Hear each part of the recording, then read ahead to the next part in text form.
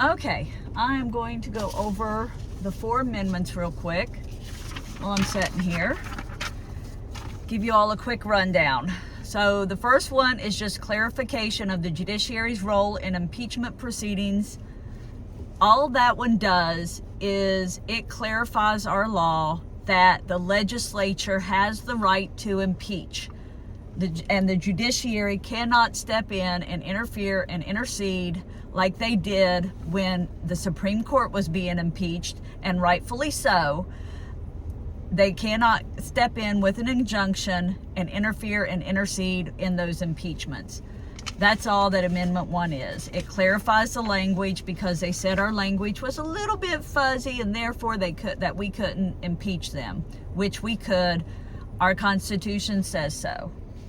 So we're just clarifying that language, that the courts have no authority or jurisdiction to intercede or intervene in the interfere in the impeachment proceedings of the House of Delegates or the Senate.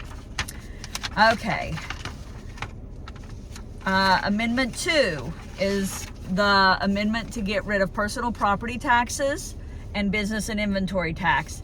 The absolute only thing this amendment does is it exempts personal property tax, business and inventory tax, and it allows the legislature to start the conversation on how and if we can do it. That's all it does. So if this passes November 8th, on November 9th, you still have the tax.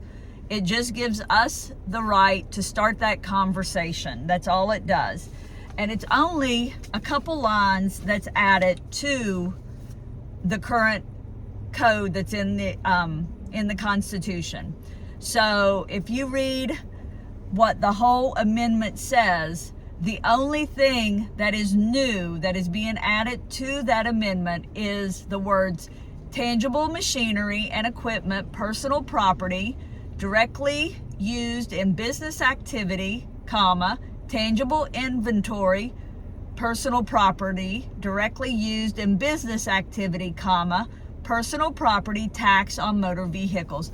That is the only thing that's added to the language of the amendment, or to the language of that article in our Constitution. That's it. So the only thing it allows us to do is to exempt out personal property and business and inventory.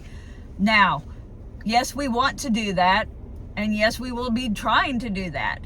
Now, there are different proposals, different possibilities on how that will happen. There's one that's more public than the others, but whatever one we decide to go with, or even if we decide to run 2 or 3 different ones, those will all be completely transparent and go through the legislative process. They will still have to be passed, voted, they'll still have to go through committees. Stakeholders will still be contacted and get input from them. It will still have to be voted on by the House and passed, voted on by the Senate and passed, and then signed by the governor. So the only thing that it does is it allows us to start that conversation on when we exempt personal property taxes and business and inventory tax. That's all Amendment 2 does. Now, Amendment 3 is the incorporation of churches. This one here just matches us up with federal law. We're the only state in America that does not allow our churches to incorporate. It's not that they have to incorporate. It will allow them to if they so choose to do so. Now, we do have churches in West Virginia that are already incorporated, and that is because they wanted to do it. It matches up with federal law that says they can, but they are going against the West Virginia Constitution by doing that. So this just clarifies that language, matches us up with federal law, and allows the churches to incorporate. One of the reasons that it does, it creates a barrier between the church and the trustees. So if a church is not incorporated, somebody comes in, falls, breaks a leg, they sue the church, all the trustees are now held liable for that. They can lose their house, they can lose their money, what have you. Now, if they are incorporated, somebody comes in, sues the church because they break a leg or something, it is the church's responsibility only. The trustees aren't personally held liable. It does not change the church's 501c3 status. And this is for churches, synagogues, any religious organization. It's not just for Christian churches. It's for any church. Okay, and Amendment 4. This one I am actually a sponsor on. It is to put the State Board of Education under legislative rulemaking review. We don't make the rules. We don't tell them what the rules have to be, but we review the rules to make sure they comply with the intent and the scope of the law. Every other state agency in West Virginia has to do this. Every agency except for the State Board of Education.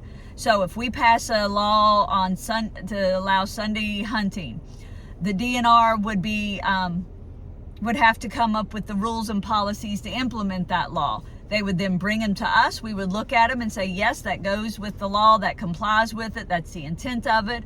No, maybe it needs fixed a little bit. Please change this or fix this so it falls within the law and we'll pass it. Or nope, that's not even part of it whatsoever. You cannot do that. That's all it is. We don't make the rules and the policies. The agencies do. They just have to bring it to us so we can tell them, we can review them and pass them. Once it gets out of legislative review committee, it comes to the full House and Senate to be voted on. So that's all that one does. One of the big things is that the State Board of Education, the board members are appointed to 9-year terms, which is longer than a governor's term. And these unelected officials in the board are making rules and policies that go against some of the laws that we have passed. And they're passing it down to the county boards of education, which we elect. So now you've got elected officials in the county boards that have to listen to the unelected officials make up the laws that they have to obey. So all this does is matches the State Board of Education up with every other state agency. So they can't say that they're the fourth branch of government, which they tout themselves as being, because they have no oversight basically. So this will put them back under us, or it will put them under our rulemaking review where they should have been and where they should be. It matches it up with every other state agency. So those are the 4 amendments. If you have any questions, feel free to contact me or any of the other delegates or senators and they can let you know. And you all have a good day. Thank you.